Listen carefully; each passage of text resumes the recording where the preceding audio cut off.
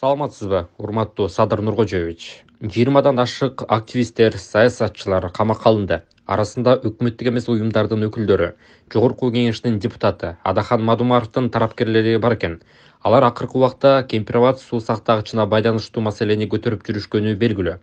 Кармалгандардын массалык митингдерди уюштуруу, ар кандай акцияларга чыгуу пландары тууралуу аудио жазуулары интернетке тарады. Бирок күч түзүмдөрүнүн акыркы аракеттерине, башкача айтканда, тинтүүгө, камакка алууга жеткирбей эле үй камагына чыгарып коюп, бир диалогко барып, ири отуруп түз кеңешүүгө болот беле?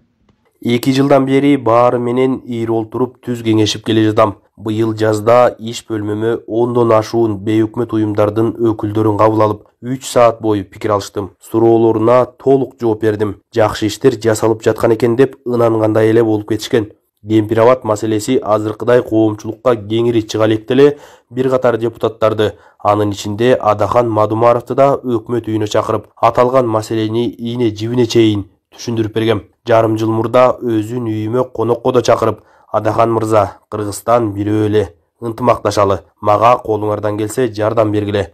Жеңилимди жерден, оорумду колдон алып бергиле дегем. Айтылган ойлорго муюп ынангандай болуп, 2 саат олтуруп достошуп кетти эле. Бир апта өтпөй кайра эле кыйкырып чыкты. Кыскасы менден кеткен жок. Баары менен диалогко барып атам. Өзгөнгө барып, эл менен жолугуп келдим. Баткенден баштап Чаткал, Алабукага чейин жергиликтүү тургундардан 300дөй кишини Бишкекке алдырып, өкмөт үйүндө баарлаштым. Кемпир-Абадта курултай уюштургандардын баардыгын бөлүп жарбай чакырдым. 7 саат тынбай сүйлөштүк. Диалог кылдык. Түшүнүп эле кеткендей болушат, анан мындай чыгып эле түз кетип жаткан иштерди бурмалаганга өтүп жатышпайбы? Тоо этер жерин айтсам, буларды Кемпир-Абад маселеси деле кызыктырбайт. Ал жөн эле шылтоо экен. Эптеп бир нерсе болуп кетсе, кайра бийликтин бир жерине илинип калсам дегендер. Камалгандардын көпчүлүгү менен да жекеме-жеке диалог кылгам.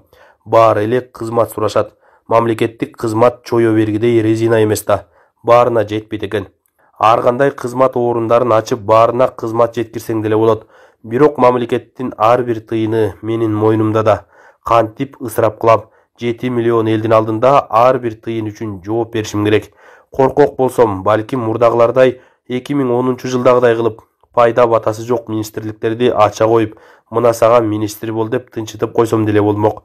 Бирок мен андайга барбайм. Анткени мен коркуудай ууру кылган жокмун.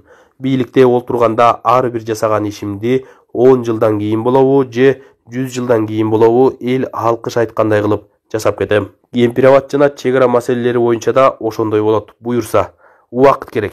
Көпчүлүк элдин ишеними болсо болду. Калганын мага койгула. Ал эми камалгандар боюнча мен кийлигише албайм. Укук коргоо органдары бар. Мамлекеттин элдин коопсуздугун камсыз кылуу алардын түздөн түз милдети. Алар өз ишин так аткарып атышат. Акыркы чекитти сот коет. Ошондон кийин гана мага кайрылышса, ырайым берип камактан чыгарууга укугум болот. Мыйзамдуу жолу ушундай. Чоң рахмат, Садыр Нуркожоевич, ишиңизге ийгилик. Чоң рахмат. Сиздерге да ийгилик каалайм.